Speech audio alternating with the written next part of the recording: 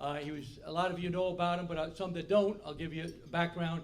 He was the publisher of the High School Basketball Illustrated newsletter, recruiting newsletter.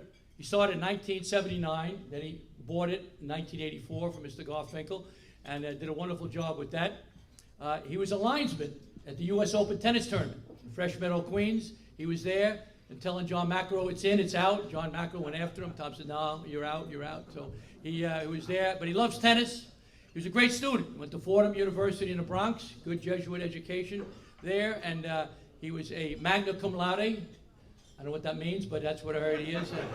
No, Tom and I, we have nothing in common. He was a magna cum laude. I was experimental admissions at Fairfield University. Jesuit schools. Now, I got into Fairfield with the rock test. They gave me, which hand is the rock in? I guessed it, but it took me 3 times. They said, I'm from Brooklyn, I don't trust anybody, so it took me a little while to get in. He has a lot of honors. He's in the New York City Basketball Hall of Fame, the Old Timers Brooklyn Sports Hall of Fame, the Malloy High School Hall of Fame, along with Kevin Joyce and Brian Winters and Kenny Smith, a lot of other great luminaries from that wonderful high school in Queens. He was honored at Albany, up there with a Lifetime Achievement Award not too long, a couple of years ago. So he has a lot of honors. But most important thing about Tom, the type of person he is. He devoted his life, all right, to the game of basketball and helping other people. He's great at helping other people. He's unbelievable. He helps high school coaches, college coaches, assistants, head coaches, administrators, whatever it is, he's willing to help people. He does an unbelievable job helping people. He's terrific at that. He's got a heart of gold. And it was a poet named Maya Angelou. She passed away about 5 years ago. She said something which I thought was special. She said, people will forget what you say. People will forget what you do. But people will never, ever forget how you make them feel. People will forget what you say. People will forget what you do. But people will never, ever forget how you make them feel. Now, you meet Tom Konchalski, you get a handshake. Now, the handshake might take 3 minutes, so you got to, he squeezes your hand, he looks you in the eye, hey, how are you, how's your family, how's your uncle, how's your cousin, how's your brother, it takes a while, but when you meet him, you say, wow, this guy, he cares about me as a person, he's special, he's meticulous, you can tell that he's devoted to what he does, but he's a special person. So when you meet him, he really he cares about you, he cares about your family, he cares about your person, how you're feeling, etc. Last thing I'll say, because Steve Lyman said, hey, I got to get home and watch Star Trek reruns, so I can't go too long. I'm not dating myself, but he likes Star Trek. So there's a poem named If, a guy named Rudyard Kipling. He said, if you can walk with kings, all right, and walk with kings like he does, all right? If you walk with kings, all right, and not lose the common touch. Tom walked with kings in college basketball, high school basketball. Jack Curran, Lord of Mercy, was close with Tom. Morgan Wood from DeMatha High School, retired coach, close with. Coach K, he's close with. Tom Izzo, Roy Williams, Jay Wright, John Calipari, on and on. Great coaches in the game, high school, college, were friendly with Tom, knew Tom, respected Tom. But he's also friendly with ordinary people like me and people that just do ordinary jobs. So he's special. He's a tremendous person. He had an unbelievable career. He's been a bunch of Hall of Fames. He certainly deserves this honor. It's my privilege and pleasure to introduce Tom Konchalski. Tom.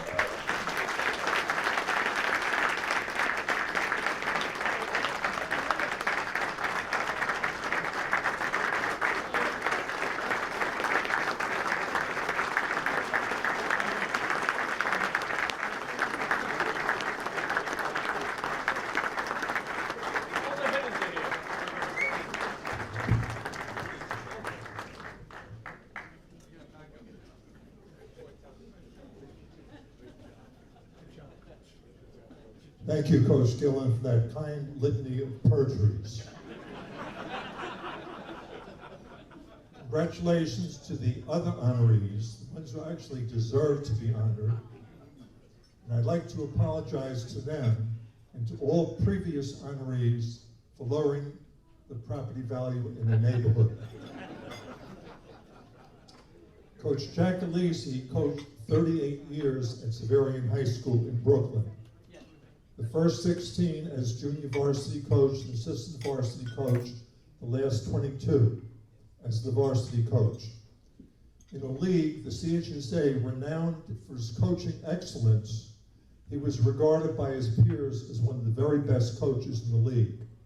His teams won 2 city championships, 2005 and 2016, whereupon he retired. Today, what he does is he serves as the patriarch of a family of coaches. His oldest son, John, is the coach of Baruch College in the Cooney Conference, and his younger son, Chris, is the new head coach of Manhattanville College in the Skyline Conference. Coach Steve Lavin has coached successfully at iconic college basketball programs on both coasts. In the East Coast, locally at St. John's, and on the left coast at the most iconic program of them all, UCLA. He is currently in his second incarnation as a successful broadcaster, this time at Fox Sports, the first time around at ESPN and ABC. The last few decades, Ed Corbett has been arguably the finest referee in college basketball. He was the consummate professional.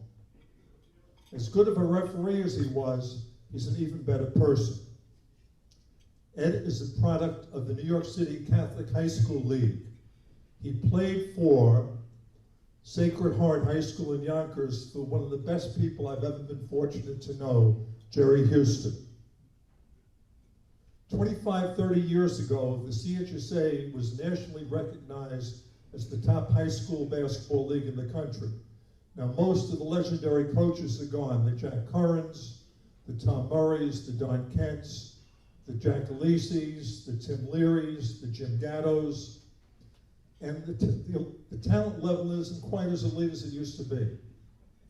But it's still overall the best league, because the vast majority of its people are educators first, and the league refuses to compromise its standards. There's an old Gaelic adage which translates to, the work praises the man. Now, he may not get a plaque tonight, and he might be the only person in the room not getting a plaque, but the very existence of this dinner and the 6 spectacular years he strung together at Stack pay great tribute to Coach Tobin Anderson.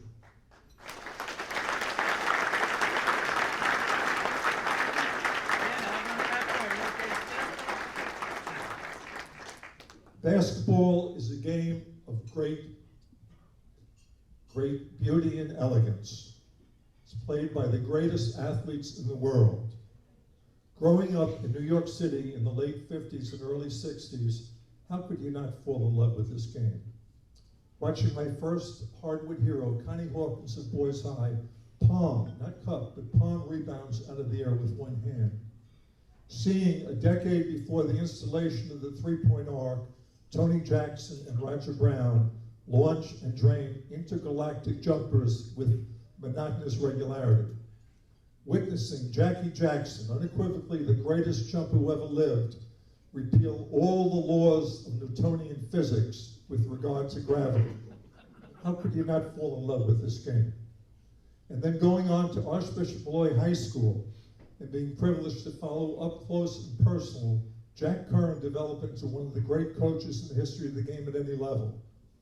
And watching a tall, skinny kid from St. Jude in Upper Manhattan by the name of Ferdinand Lewis Alcindor grow into Kareem Abdul-Jabbar and a true force of nature. This was the perfect storm. This was truly a golden age in New York City basketball. How could you possibly not fall in love with this game? How fortunate I've been to have had the mentors of my basketball life whom I've had. The great Jack Curran. His New York State record, 972 wins in basketball, and national record, 1,708 wins in baseball, don't even begin to touch the essence of this man. He was a superb teacher of the fundamentals of both games, but more importantly, he was a peerless teacher of the values of sport. Howard Garfinkel. Over the last 60 years, there have been perhaps a handful of people, perhaps, who've had the impact on this game that he's had. And his influence was felt in two areas. Firstly, in starting his HSBI scouting service in 1964, he brought the evaluation of talent and college basketball recruiting from out of the dark ages into the modern era. And secondly, along with Coach Will Klein, in co-founding the 5-Star Basketball Camp, he helped develop more than 500 future NBA players.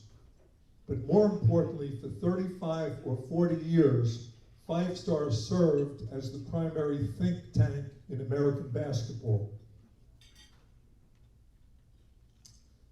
A diminutive college basketball coach, all 5'2" of them, by the name of Stu Aberdeen, who coached my older brother Steve to a national championship at Acadia University in Canada, and then went on to be an assistant to Ray Mears at the University of Tennessee. In his first year at Tennessee, he signed Spencer Haywood of Pershing High School in Detroit to a national letter of intent, even though Coach John Wooden of UCLA recruited him. A few years later, he successfully recruited Ernie Grunfeld and Bernard King. Went on to Marshall University as head coach, spent 2 years there as head coach, and then tragically died of a heart attack at the age of 43. Unquestionably, the most charismatic recruiter I've ever been around. An older gentleman by the name of Dick Maloney, who for more than 20 years scouted players for the College of the Holy Cross, and with whom I went to tons of games. Another gentleman, Joe Mulholland, who coached probably the first integrated outside teams in New York City, and who, along with my parents, taught me that no matter how different we may look, we're all brothers and sisters in this thing together because we have the same loving Father in heaven, and that the color of your skin doesn't matter any more than the color of your hair or the color of your eyes.